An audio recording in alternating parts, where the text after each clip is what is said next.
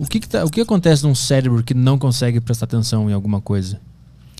Um cérebro que não consegue prestar atenção em alguma coisa pode ter algumas questões, até um transtorno de déficit de atenção e hiperatividade, né? É uma das possibilidades que acontece no cérebro que não consegue prestar atenção.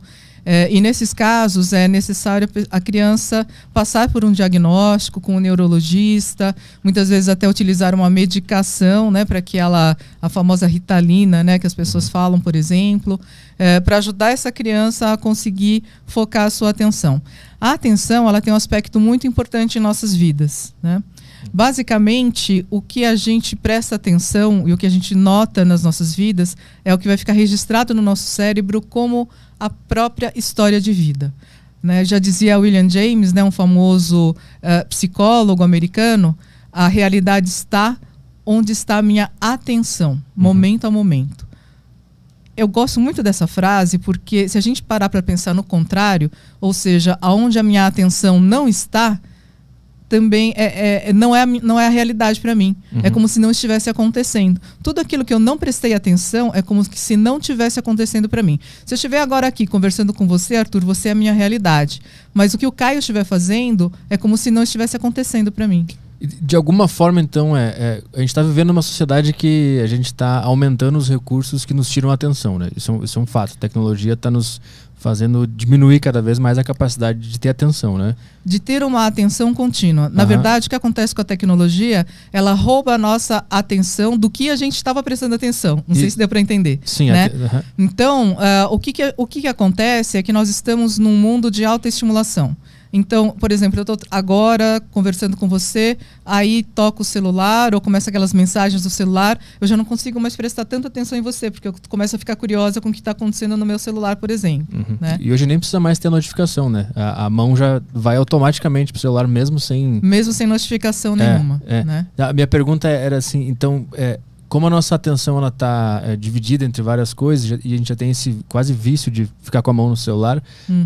De alguma forma o ser humano ele começa a perder o senso de existência? Se a nossa atenção é o que molda a nossa realidade, quando a gente está com a atenção dispersa, a gente se sente meio perdido também. A gente se sente meio perdido também, né? E a gente fica com aquela atenção picotada. Então, a gente fica com um fluxo de existência, de certa maneira, né? Todo picotado, né? Eu acredito que uma das coisas que faz mal para a nossa saúde mental, tá aí. A gente não conseguir realmente passar por uma vivência de uma situação do começo ao fim. Sim. Né? Parece que a gente está sempre num lapso temporal, a gente acorda em outro lugar e depois acorda em outro. Exatamente. Existe pesquisa que mostra como que o avanço tecnológico está afetando a nossa cabeça? Alguns pesquisadores têm esse interesse, né? Mas é uma coisa relativamente recente. É muito difícil ainda a gente ter uma conclusão do quanto esses aparelhos são prejudiciais, o quanto eles nos ajudam, né? Mas certamente uma faixa etária a gente precisa tomar cuidado. Criança. Né?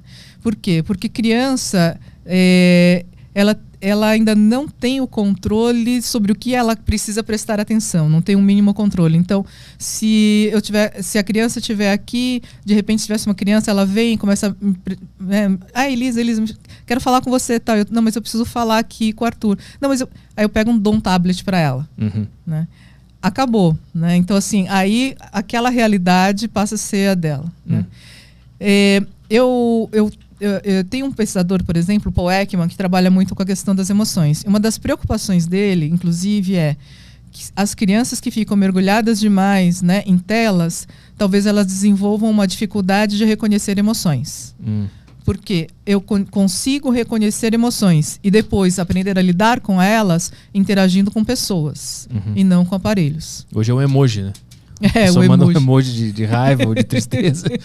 Vai ser assim no futuro.